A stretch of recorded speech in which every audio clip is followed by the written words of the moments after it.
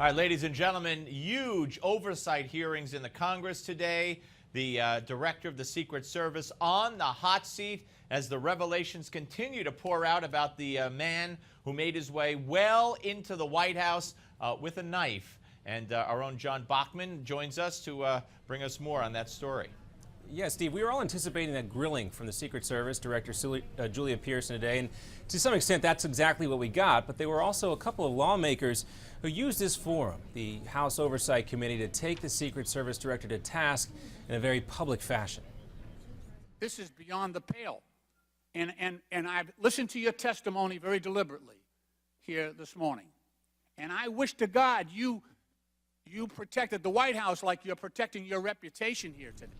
Well, that's Massachusetts Democrat Stephen Lynch there. The hearing comes after, of course, the September 19th breach at the White House. A man named Omar Gonzalez, who you just saw there on camera, jumped the fence and was able to penetrate the front doors. And then we found out last night that Gonzalez reportedly made it all the way into the East Room, close to the doors of the Green Room. That area is past the staircase, which leads upstairs to the first family's residence. He was later found to be carrying a small knife. Also, Jason Chaffetz of Utah today wanted to know why Omar Gonzalez, the White House fence jumper, was not taken out by the Secret Service. He says the uniformed officers did not use enough force. Don't let them get in the White House, ever. And if they have to take action that's lethal, I will have their back. In this day and age of ISIL and terrorists and IEDs and dirty bombs, we don't know what's going on underneath that person's clothing.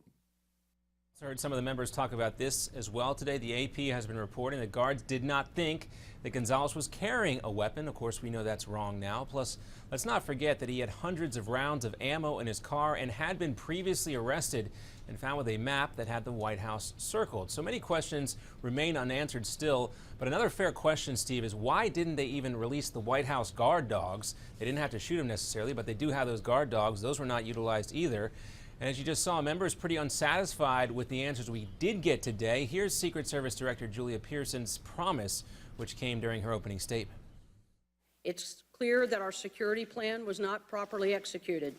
This is unacceptable, and I take full responsibility, and I will make sure that it does not happen again. Well, the breach, of course, is just the latest in a string of embarrassing incidents for the Secret Service, including gunshots fired at the White House in 2011 and a prostitution scandal involving agents in Colombia in 2012. And a lot of this, it's kind of sad, Steve. It has to make you laugh just a little bit, though. White House spokesman Josh Earnest said today during the press briefing that the president still has confidence in the Secret Service. But we also got some suggestions from members of the Oversight Committee today on how to beef up security. Congressman John Mica of Florida held up a sign from ADT Home Security. But, Steve, I was also a little surprised Chairman Issa didn't mention this.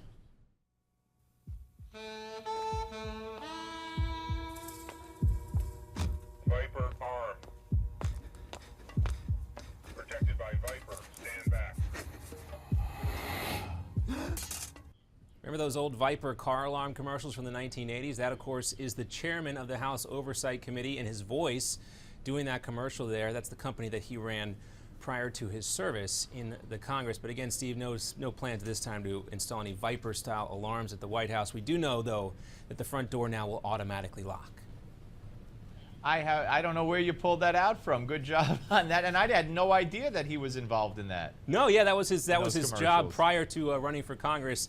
He's talked a little bit about his voice, which used to be played on those car alarms. Just a little tidbit from the archives there for you.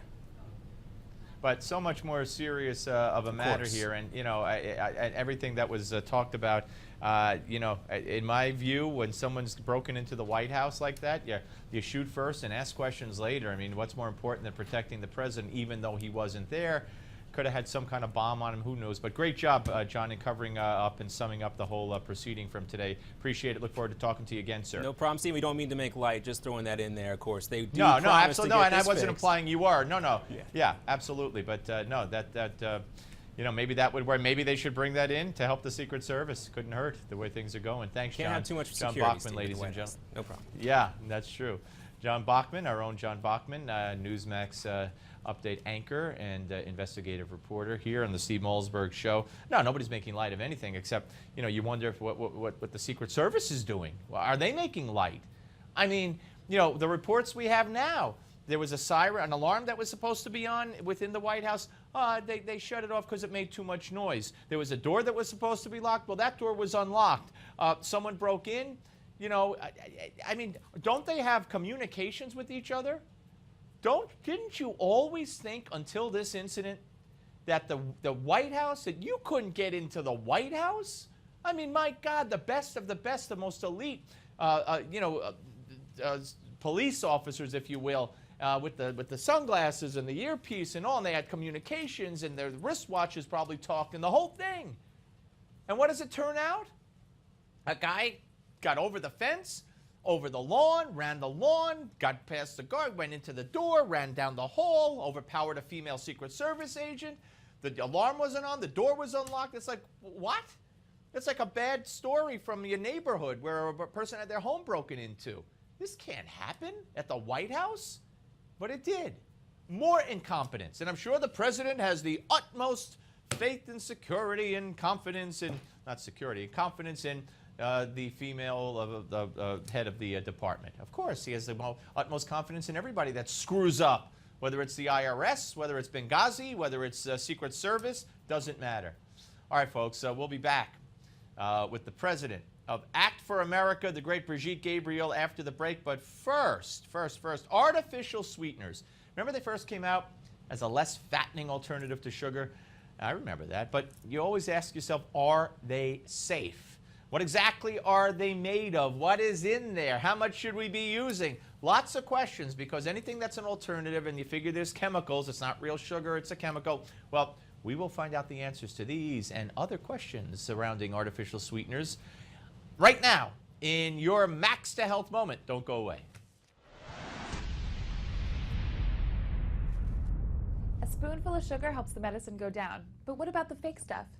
Splenda, Sweet and Low, and Equal are the most popular substitutes, providing less calories and more sweetener. But when it comes to the healthiest option, which one is the best for you? So I don't think one or the other is better. I believe that for diabetics, artificial sweeteners can be very helpful for controlling their blood sugar levels. I think that if your body is able to digest sugar naturally, then you're better off having the real thing, even though there is going to be calories in it. I just recommend you have a smaller amount of the real sugar. To maintain a healthy eating habit, learn to limit the amount of sugar intake you have, whether artificial or not. Remember, the less sugar you have, the less sugar your sweet tooth craves.